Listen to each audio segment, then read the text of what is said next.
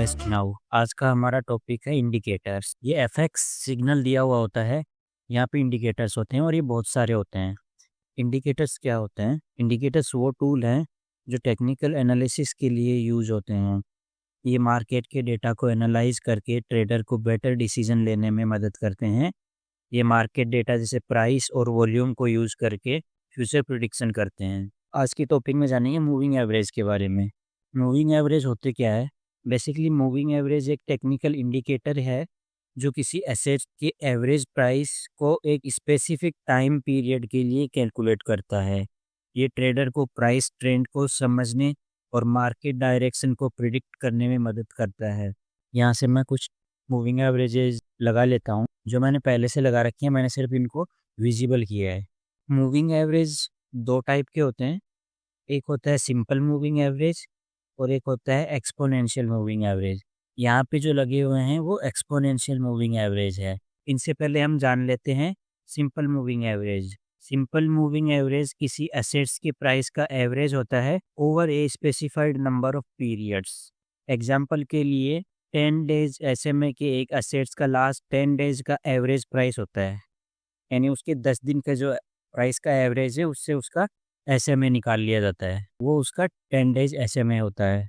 Exponential moving average या EMA क्या होता है? ईएमए भी एक मूविंग एवरेज ही है, बस फ़र्क इतना है कि ईएमए में जो लास्ट का प्राइस है उसको वेटेज दे दिया जाता है, मतलब कैलकुलेशन में उसका वेटेज ज़्यादा होता है। ये सिंपल मूविंग एवरेज से ज़्यादा रिस्पॉन्सिव होता है रिसेंट प्राइस चेंज के लिए।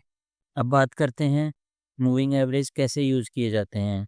तो मूविंग एवरेज यूज़ करने पे हमें पता चलता है मार्केट के ट्रेंड का।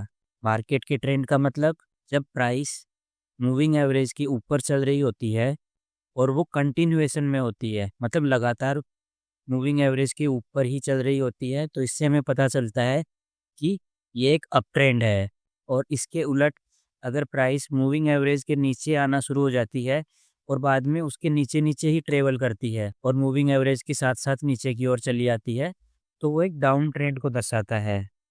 दूसरा काम मूविंग एवरेज का सपोर्ट रेजिस्टेंस का भी है, यानी जब प्राइस मूविंग एवरेज के ऊपर चलती है और प्राइस जब गिर के वापस मूविंग एवरेज के ऊपर आती है तो वहीं से सपोर्ट लेके ऊपर की ओर उठती है, तो ये एक सपोर्ट का काम करता है यहाँ पर। तो ये मूविंग एवरेज जो है प्राइस के लिए सपोर्ट का काम भी करते हैं। और दूसरा रेजिस्टेंस, जब प्राइस मूविंग एवरेज के नीचे आ जाती है और वो वापस ऊपर जाना चाहती है, तब उसी मूविंग एवरेज का वो रेजिस्टेंस मान लेती है और फिर से नीचे गिर जाती है। और ऐसा ही बार बार करते हुए वो तब तक नीचे गिरती रहती है जब तक कि ट्रेंड रिवर्सल ना हो जाए। Crossover, short term moving average अगर लॉन्ग टर्म मूविंग एवरेज को क्रॉस करता है तो एक ट्रेंड रिवर्सल का संकेत होता है।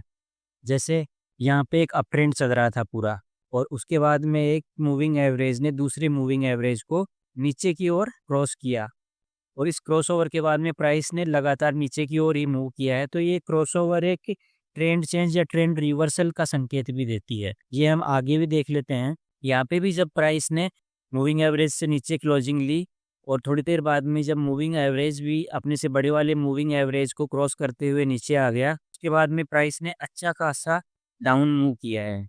आज के लिए इतना ही, मिलते हैं नेक्स्ट वीडियो में किसी दूसरे इंडिकेटर के साथ।